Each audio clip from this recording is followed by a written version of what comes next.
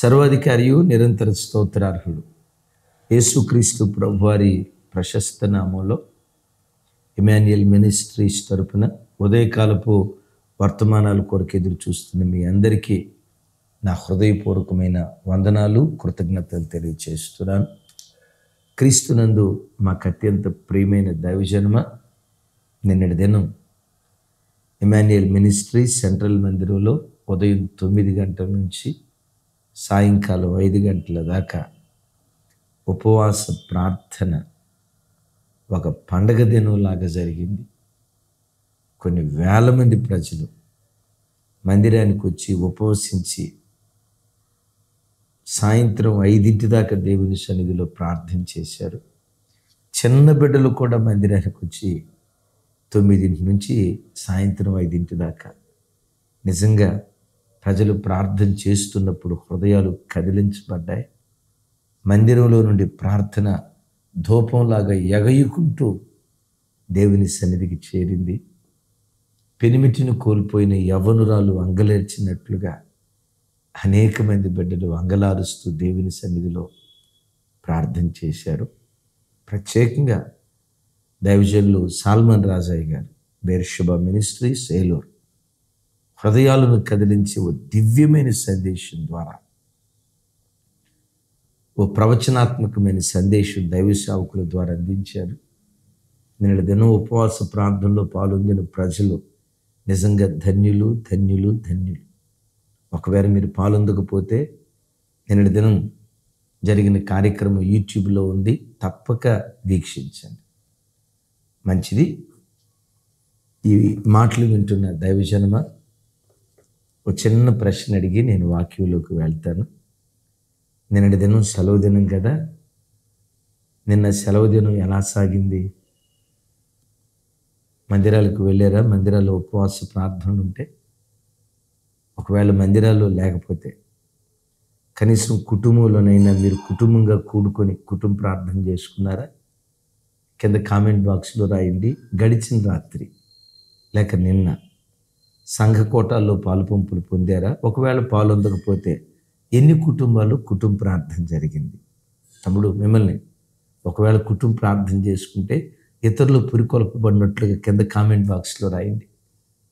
అవును, ఈరోజు ఉదయకాలం అరుణోదయపు దినాలు లేచారా? కనీసం 3 అధ్యాయాలైన దేవుని వాక్యాన్ని చదువుకున్నారా? తమ్ముడు, చెల్లి, మిమ్మల్ని, ప్రియ తండ్రి, మిమ్మల్ని కనీసం ఒక అర్ధగంట అయినా ప్రార్థన చేసుకున్నారా? కనీసం 3 అధ్యాయాలైన దేవుని వాక్యం చదువుకున్నారా? ఎంతమంది ప్రార్థన చేసుకున్నారో ఈరోజు? ఎంతమంది వాక్యం చదువుకున్నారో కింద కామెంట్ బాక్స్లో రాయండి. అనేకులు పురికొల్పబడినట్లు. నేనంట, క్రైస్తవ జనమ, భక్తి జీవితంలో ఏది పోగొట్టుకున్నా ఆసక్తిని పోగొట్టుకోవద్దు.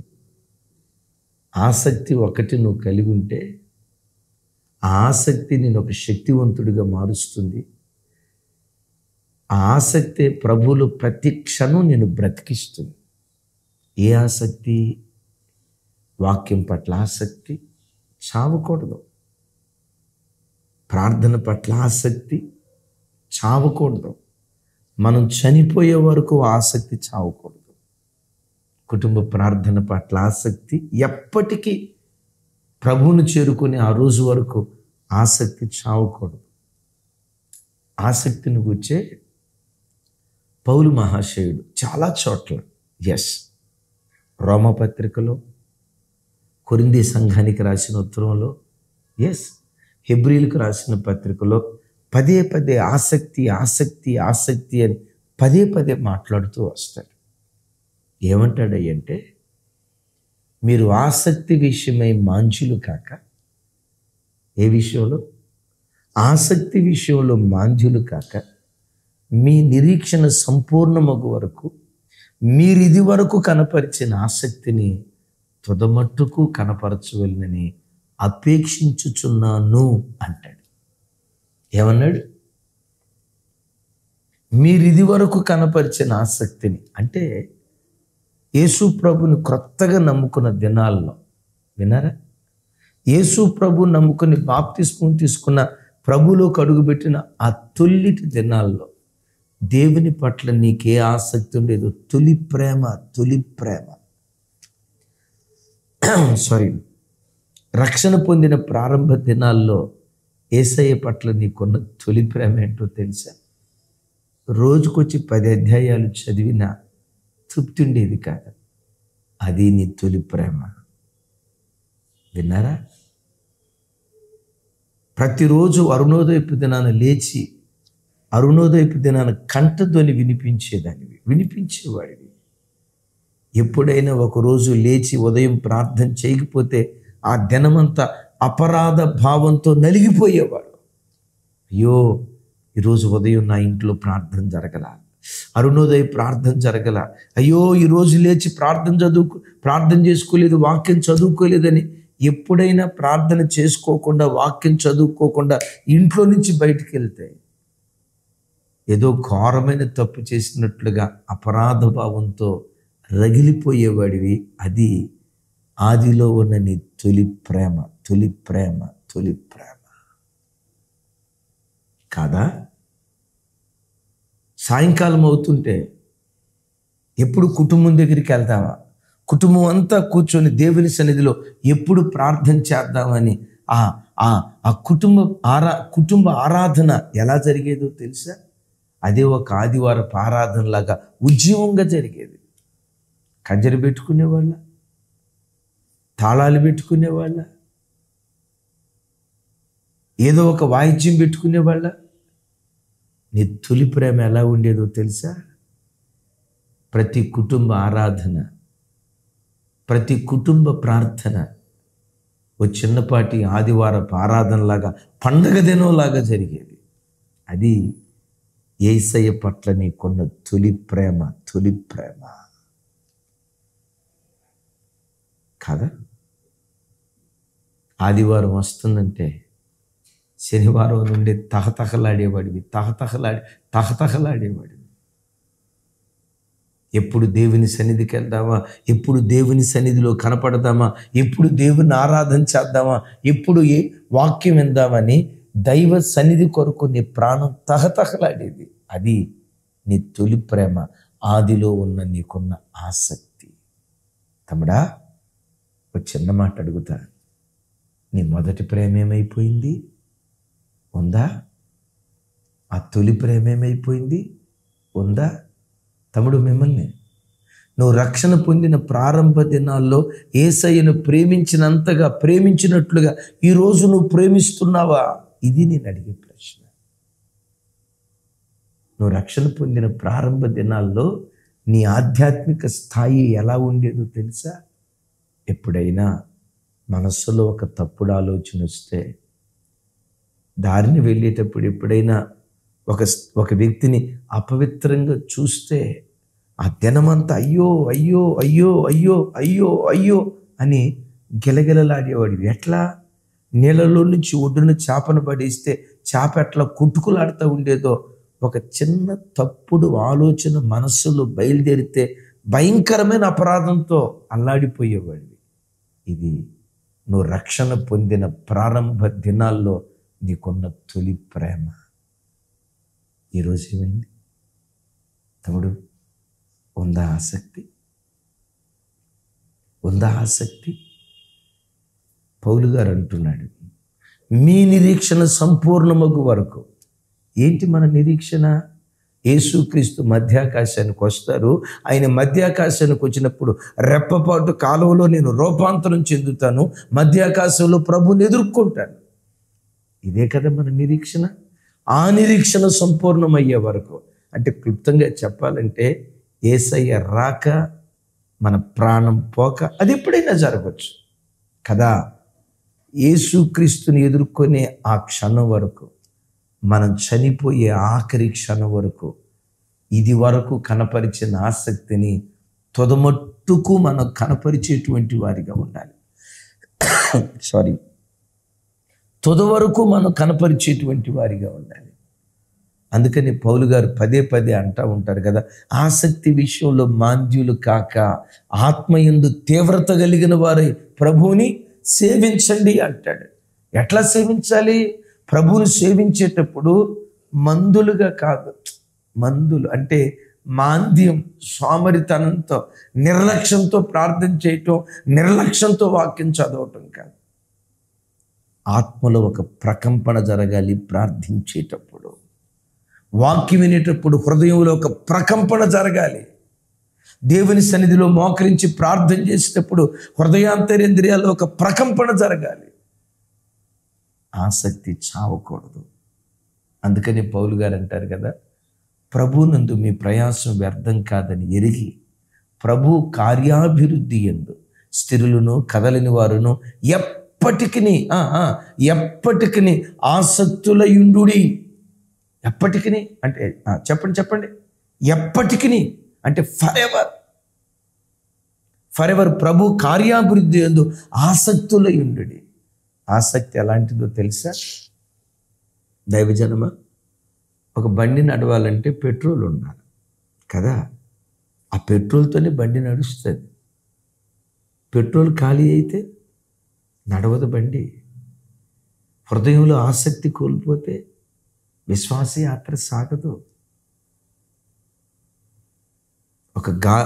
ఒక టైర్కి నిండా గాలి ఉంటేనే ఆ చక్రాలు ముందుకెళ్ళిపోతాయి కదా.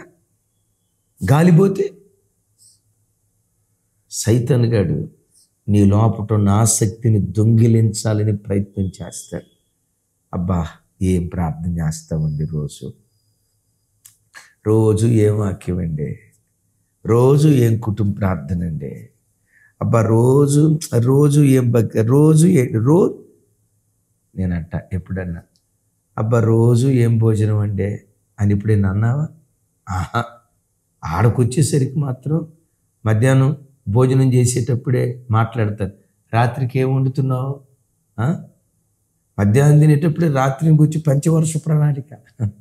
మరలా రాత్రి భోజనం చేసేటప్పుడు పొద్దున్న టిఫిన్కి ఏం చేసావు చూడండి. మరలా పొద్దున్న టిఫిన్ చేసేటప్పుడు మధ్యాహ్నానికి ఏం చేస్తున్నావు. ఎప్పుడైనా 3 పూట్ల భోజనం ఏం భోజనం పద్దాకలు ఏం తింటావని ఎప్పుడన్నా అనుకున్నావా? మరలా ఈ భోజనాల్లో ఎప్పటికప్పుడు వెరైటీలు. నేనంట నీ భక్తి కూడా, నీ ప్రార్థన కూడా ఎప్పటికప్పుడు తాజాగా తయారు కావాలి. ఎట్లా? నిన్న ప్రార్థన చేసిన దానికంటే ఈరోజు ఇంకెక్కువ పట్టుదలతో ప్రార్థన చేయాలి. నిన్న కన్నీళ్లు గార్చిన దానికంటే ఈరోజు ఇంకెక్కువ కన్నీళ్లు గార్చాలి. దేవుని బిడ్డ, ఏది చచ్చినా నీ లోపట ఆసక్తి సావనివ్వకు. ఆ ఆసక్తే నిన్ను ఒక శక్తిమంతుడిగా చేస్తాడు. ఆ తొలి ప్రేమ, ఆ ఆసక్తే నిన్ను ఒక శక్తిమంతుడిగా చేస్తాడు. దానియేలు ఒక వ్యక్తి కాదు, ఒక శక్తి. చెప్దాం ఏమేనని?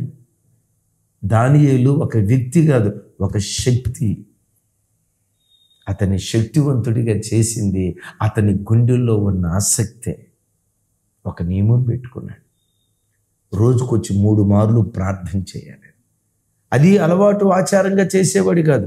ప్రతిరోజు తన పైగదికి వచ్చి యెరూషలేము తట్టు కిటికీలు తెరిచి యెరూషలేమును చూస్తూ పాడైపోయిన యెరూషలేము బాగు చేయబడాలని, బానిసలుగా ఉన్న ఇశ్రాయేలీయులు బబులోను దాస్యత్వం నుంచి విడుదల పొందాలని యెరూషలేమును చూస్తూ కన్నీళ్లు కార్చాడు. ఒక రోజా? నో. ఒక వారమా? నో. 1 సంవత్సరమా? కాదే. 2 సంవత్సరాల? కాదే. 3 సంవత్సరాల? కాదే. 30 సంవత్సరాల? నో. 40 లేదే. 50 మించి 60 లేదే. 70 సంవత్సరాల పాటు 70 ప్రార్థిస్తున్న ఆ ప్రార్థన అంశానికి సంవత్సరంలో జవాబు రాకపోయిన ఆసక్తి కోల్పోలేదు. 5 సంవత్సరాలు ప్రార్థన చేశాడు, జవాబు రాల, ఆసక్తి కోల్పోలేదు. 10 సంవత్సరాలు ప్రార్థన చేశాడు, జవాబు రాల, ఆసక్తి కోల్పోలేదు. 70 years ఈజ్ ఎ జోక్. ఒక విషయం కొరకు ప్రార్థన చేసిన జవాబు రాకపోతే కంటిన్యూస్గా రోజుకొచ్చి 3 సార్లు 70 సంవత్సరాలు ప్రార్థన చేయటం ఎంత గొప్ప ఆసక్తి కదా. తమ్ముడా, ఈరోజు నీ భక్తి ఎలా ఉందో తెలుసా? ఒక సంవత్సరం ప్రార్థన చేసి, ఒక 5 సంవత్సరాలు ప్రార్థన చేసి ప్రార్థనకు జవాబు రాకపోతే ఆసక్తిని కోల్పోతున్నావు. ప్రార్థన అంటే నీ అవసరాలు దేవునికి చెప్పుకోవటమే కాదయ్యా. ప్రార్థన అంటే ప్రభువుతో మనకు ఉండాల్సిన అనుబంధం. ఎందుకు ప్రార్థన చేయాలి? సమయం దేవునితో గడపటానికి. ఆమేన్.